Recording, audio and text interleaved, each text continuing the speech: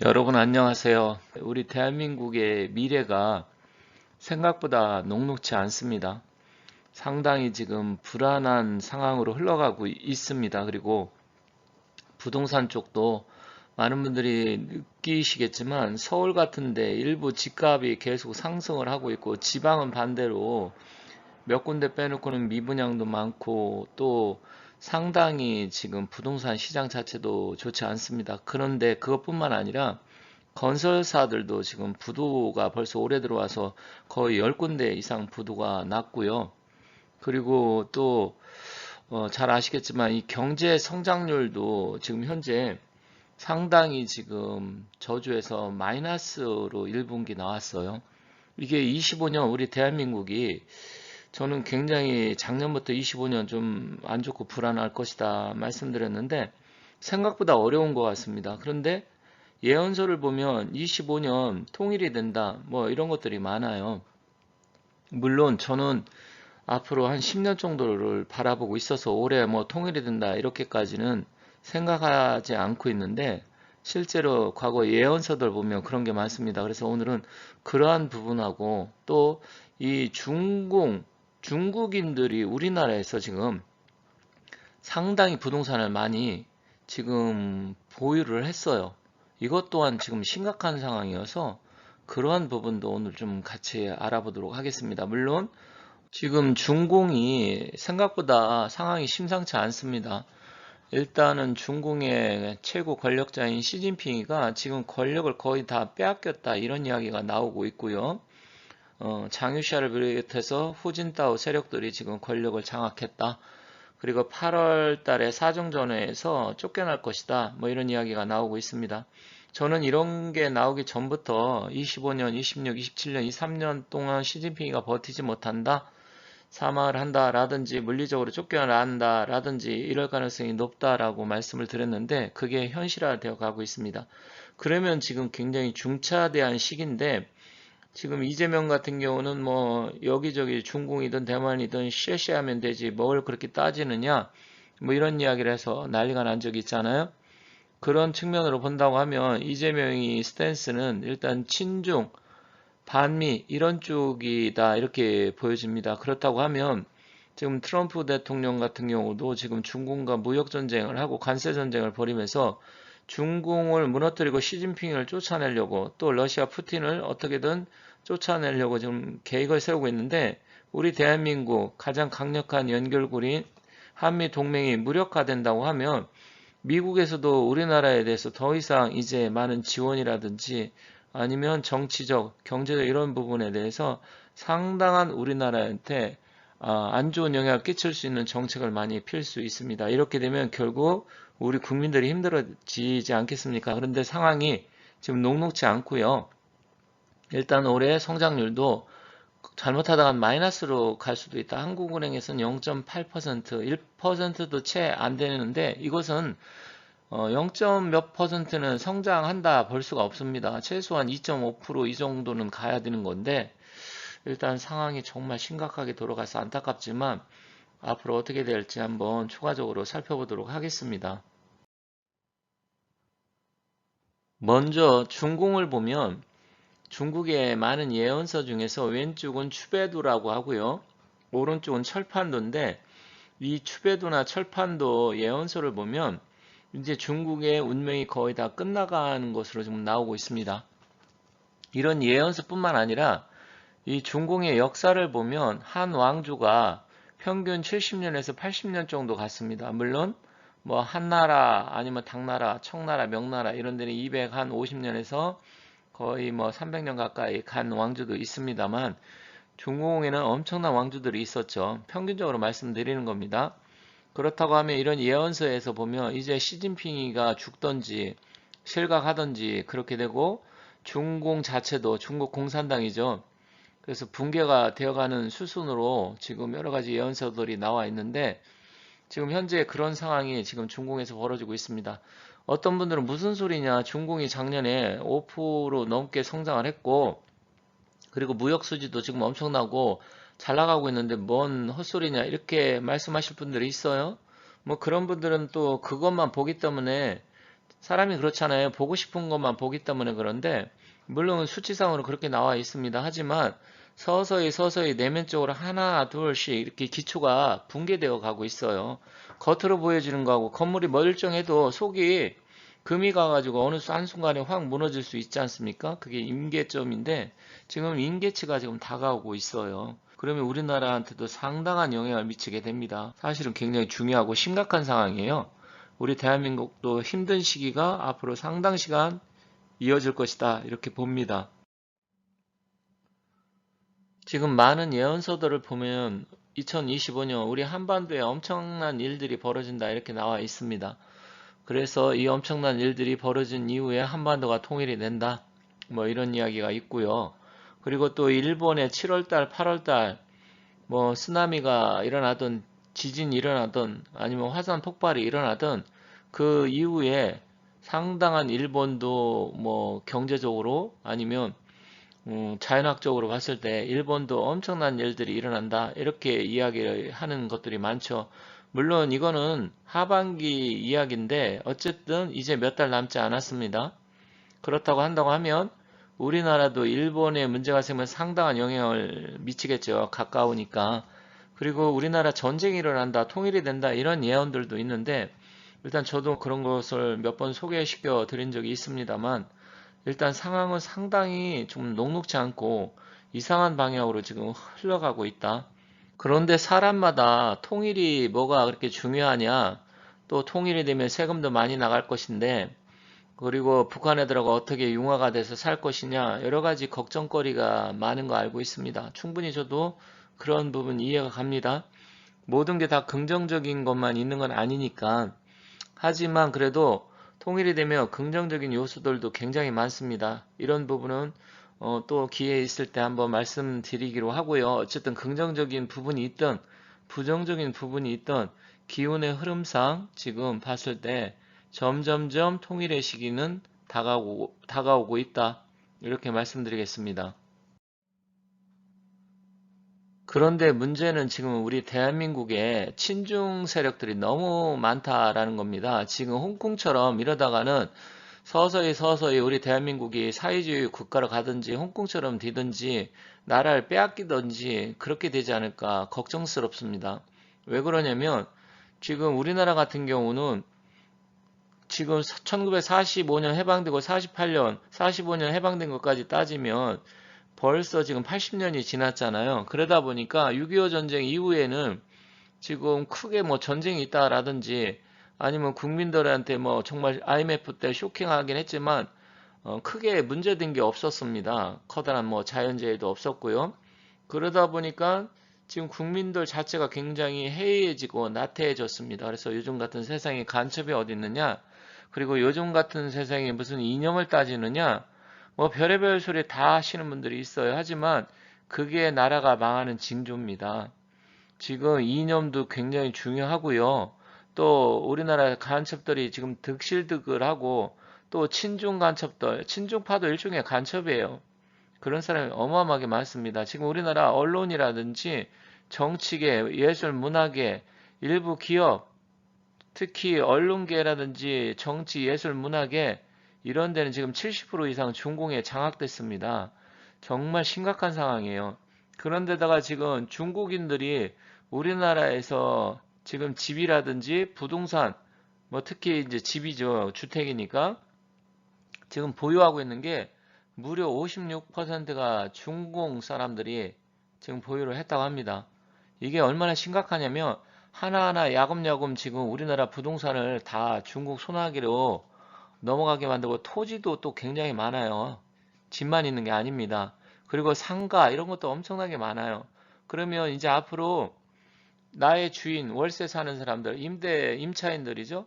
이런 사람들 보면 주인이 다 이제 중공인이에요. 그러면 이자들이 한국 사람을 이제 완전히 어떻게 보면 종처럼 생각하고 또 임대료 마음대로 올리고 또 주택 가격이 올라가면 잽싸게 팔아서 수익 챙겨버리고 그런데다가 지금 우리나라는 중공에서 부동산을 소유하거나 살 수가 없잖아요. 그러면 상호주의 원칙 이것만 놓고 본다 하더라도 이건 아닙니다. 그런데 이것뿐만이 아니에요. 지금 중국 사람들 화교들한테 돌아가는 혜택이 수십 가지가 넘습니다. 의료보험 혜택서부터 대학생들 뭐 학비 자금이라든지 또 출산하면 뭐 세울 수가 없어요. 이런 부분이 지금 오히려 국내 우리나라 사람을 역차별하고 있습니다. 이건 정말 심각한 거예요. 그런데 이것을 누가 정책적으로 만들었어요? 지금 문재인 정부 또 노무현 그때부터 노무현 대통령 할 때 이때부터 조선족들 엄청나게 받아들이고 그랬었는데 지금 문재인 때는 그게 폭발적으로 증가를 했습니다. 그런데 이재명이 대통령이 되면 더욱더 이게 황당무계한 정책으로 변할 수 있다. 정말 심각한 상황이다. 이렇게 봅니다. 지금 우리나라는 국민들이야 중공한테 안 넘어갔겠지만 언론, 정치인, 사법부 이쪽엔 중국 사람들한테 넘어간 사람들이 굉장히 많아요. 어떻게 보면 간첩이자 역적들이죠. 그런데 우리나라 자체에서 자정을 하기가 좀 어렵습니다.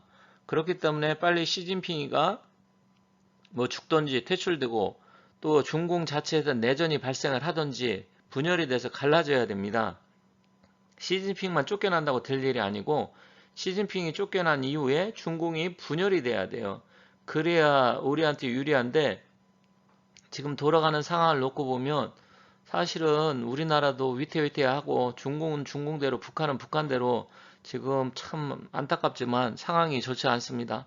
이럴 때 우리나라가 딱 대통령이 강력한 사람이 나오고 정치를 잘할 수 있는 사람이 나와서 이런 부분을 국민들을 안심시켜야 되는데 이 상황이 저는 참 걱정이 많이 되는데 많은 분들이 걱정하시겠지만 일단 이런 상황이 앞으로 어떻게 될지는 좀 지켜봐야 될 것 같습니다. 다만 25년 우리나라의 운기가 그다지 좋지 않고 하반기에 정말 여러 가지 일들이 한꺼번에 닥칠 수 있다.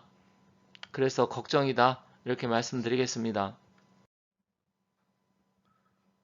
지금 이 상태로 간다고 하면 북한이 만약에 붕괴가 된다 하더라도 우리가 대응을 할 수가 없습니다. 그렇게 된다고 하면 과거에 이 중국 놈들이 지금 북한을 점령하는 계획을 세웠었잖아요. 그래서 사실 우리 대한민국하고 미국 또 중공, 러시아 이렇게 4개 나라가 찢어발겨서 북한을 접수하는 그런 계획을 세웠었는데 실제로 이런 것들이 황당무계한 게 현실화될 수도 있습니다. 그렇게 된다고 하면 정말 엄청난 어마어마한 일들이 발생할 건데 아무튼 이런 일들이 일어나면 안 되겠고요. 남북 통일이 돼서 전 세계 탑 5의 안에 들어가는 강력한 국가가 되기를 바라면서 마치도록 하겠습니다. 2025년 들어와서 우리나라도 굉장히 지금 힘든 상황으로 가고 있지만 전 세계에 돌아가는 상황이 심상치 않습니다. 특히 이란과 이스라엘이 지금 확전 분위기로 가고 있지만 결국은 뭐 이스라엘이 이길 것이다 이렇게 생각을 합니다. 지금 이란은 거의 지금 뭐 사령관들도 2명인가 3명이 지금 폭사를 했고 또 이란의 최고 지도자 하메네이는 지금 뭐 도망을 간다. 심지어 망명 이야기까지 나오고 있습니다. 이것은 지금 어떻게 보면 이스라엘 뒤에는 미국이 있고 이란 뒤에는 중공이 있는데 거의 뭐 싸움이 일방적으로 끝나지 않을까 저는 이렇게 생각을 합니다. 결국 중공이 밀고 있는 이란마저 폭망 수준으로 가고 그렇게 된다고 하면 중공의 현재 상황이 생각보다 더 심상치 않고 이란을 계속해서 지원할 명분도 없지만 능력도 안 됩니다. 그런데다가 지금 시진핑이 거의 뭐 실각한다는 거 기정사실화 되어 가고 있습니다. 제가 코로나 전에 2019년 말에 그때는 중공이 정말 잘 나갈 때 앞으로 몇 년 새에 중공이 붕괴 수준으로 간다. 특히 구은시대는 붕괴한다. 제가 말씀을 드렸었고 또 3년 전에는 뭐 그때 시진핑이가 이제 황제로 막 등극할 때 저는 2025, 26, 27년 사이에 시진핑 죽거나 실각된다. 벌써 몇 년 전에 이야기를 했습니다. 그런 것들이 지금 현실화되어 가고 있습니다. 그런데 25년 올해 지금 우리나라도 뭐 전쟁이 일어나고 통일이 된다 그런 예언서까지 있지만 예언서는 있지만 저는 그렇지는 않다고 말씀을 드렸었죠. 그런데 지금 시진핑이가 이번 8월 달에 거의 뭐 쫓겨나는 분위기로 가고 있습니다. 그런데 제가 전에도 말씀드렸듯이 우리 대한민국이 올해 뭐 통일 이야기도 나오고 있지만 중공이 망해야 우리 대한민국이 살아난다. 이런 이야기를 말씀드렸잖아요. 지금 정권을 잡은 뭐 이재명 정부, 거기에 보면 이재명 정부의 실력자라고 합시다. 뭐 실력자라고 말하고 싶진 않지만 어쨌든 이재명을 보필하면서 이 나라를 당분간 이끌어갈 그 인간들의 그 뒷배를 보면 중공이 있습니다. 그런데 그 뒷배를 봐주고 대한민국을 이렇게까지 혼란의 도가니로 몰고 간 이 중공의 가장 실권자 시진핑이가 제가 봤을 때는 뭐 사망을 한다라든지 아니면 급격하게 몰락의 길로 갈 텐데 그렇게 되어야만이 우리 대한민국이 살 수가 있습니다. 그래서 저는 애초부터 중공이 망해야 대한민국이 살아난다. 중공이 우리 대한민국 이 친중파 정치인들 뿐만 아니라 친중 세력들의 원흉이고 숙주입니다. 이 숙주가 빨리 무너져야 되는데 그러한 조짐들이 보이고 있다. 그나마 그래서 다행입니다. 그런데다 지금 중공이 미는 이란마저도 지금 몰락의 길로 가죠. 옛날에 이란 같은 경우 탈레비 국왕이 있을 때는 사실은 뭐 그때는 자유주의 국가에 가까웠었어요.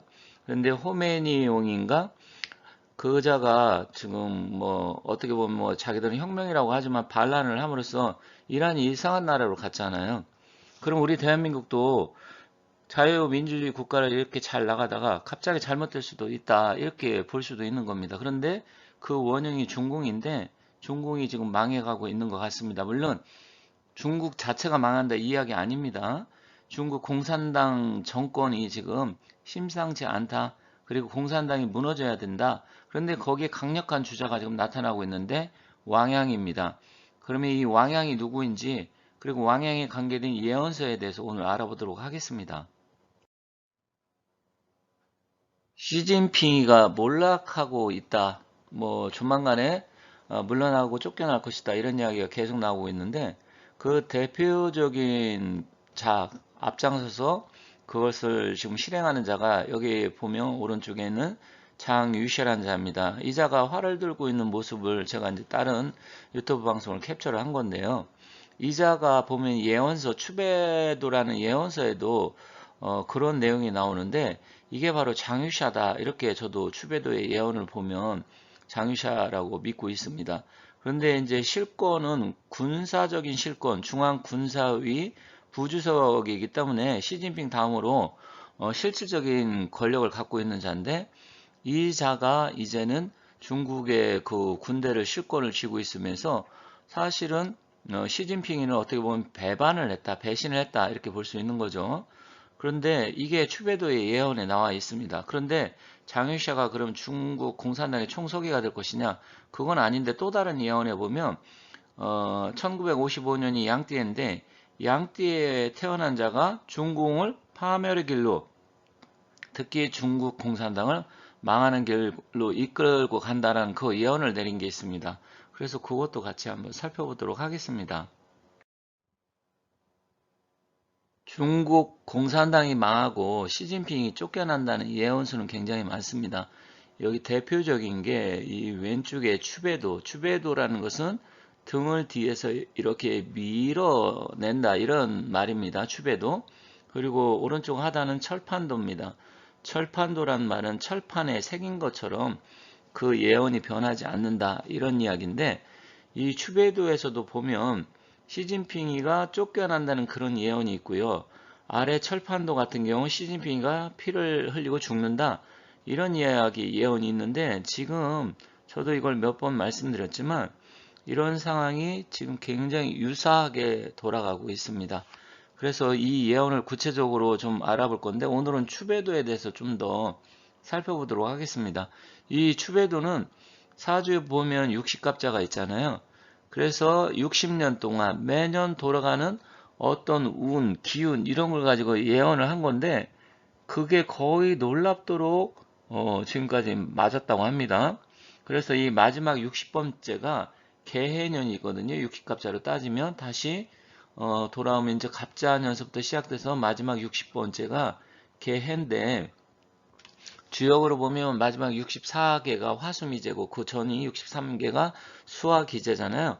그런데 여기도 이런 게 하나하나 딱 예언을 이렇게 보면 46번째 보면 시진핑이를 의미하는 그런 예언의 내용이 있어요. 그래서 시진핑이가 쫓겨난다는 그런 의미가 있는데 그 46번째 예언을 한번 보도록 하겠습니다. 이 46번째 예언을 보면 이게 군사 쿠데타를 어느 정도 예언한 게 아닌가 그런 내용이 있습니다. 여기 보면 46번째 보면 한자 왼쪽 상단에 유일 군인 신대궁 그리고 이게 이제 중국말로는 이제 쯔라고 발음하는 쯔옌 워시 바이 또윙 옹이죠. 이렇게 했는데 이제 자기가 나는 백도옹이다. 그러면 직언 아시 백도옹 우리 한글로 따지면 그렇게 되죠. 그런데 자기가 이 백도옹이란 말 자체가 이게 시진핑이를 나타낸다 이렇게 봅니다. 그리고 동변문리 볶음검 그러니까 동변 똥변 먼니 이렇게 중국 발음 이렇게 되는데 동쪽 변 문 쪽 안에 금으로 된 뭐 검을 숨긴 자 이제 볶음검이니까 그리고 용사 후문 입제궁 그래서 그 용사가 뒷문으로 궁 안으로 들어온다 뭐 이런 이야기잖아요. 그런데 여기 첫 번째 중요한 게 요위 찔런 이게 이제 중국말인데 유일군인 신따이궁 그러니까 신대궁이라는 것은 션따이네요. 션따이궁 몸 안에 활을 숨기고 들어온다. 활. 근데 이 신대궁이라는 말이 신대궁이라는 것은 한자 파자로 하면 장자를 의미하기도 합니다. 활궁자가 있잖아요.